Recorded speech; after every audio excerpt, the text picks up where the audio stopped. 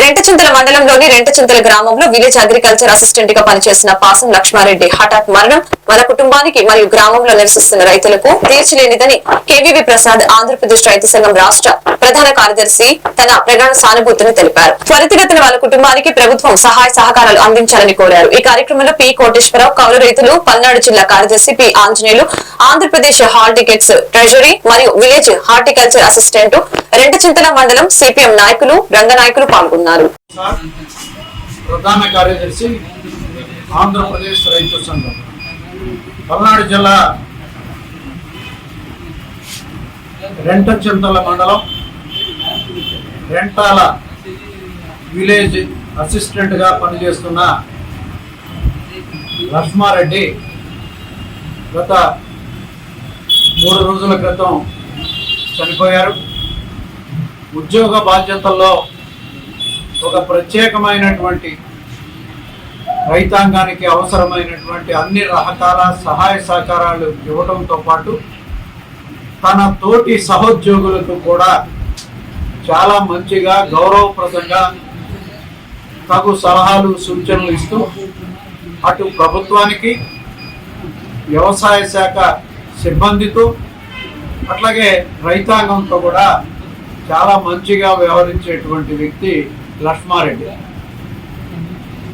ప్రభుత్వం కొత్తగా ఏర్పడినటువంటి సమయంలో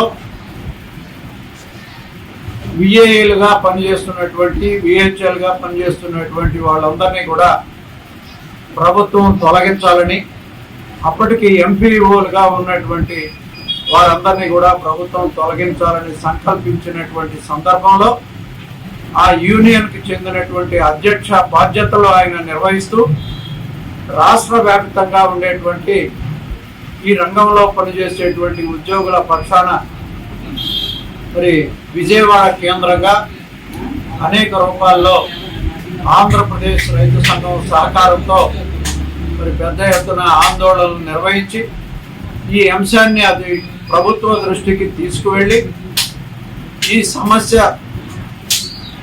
పూర్తి చేయడానికి, ఈ సమస్య అధిగమించడానికి మళ్ళీ తిరిగి ఏదైతే ఎంపీఓలుగా ఉన్నారో వారందరినీ రెగ్యులరైజ్ చేసినటువంటి కార్యక్రమంలో తన యొక్క పాత్ర అమోఘమైంది.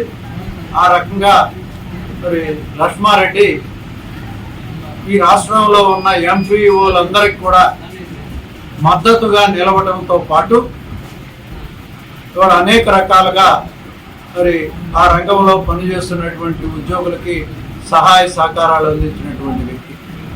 అదే కాదు, గ్రామంలోనే లేదు ఆయన పనిచేస్తున్నటువంటి ప్రాంతంలో రైతులకు కూడా తలలో నాలుకలాగా ఉండేటువంటి వ్యక్తి.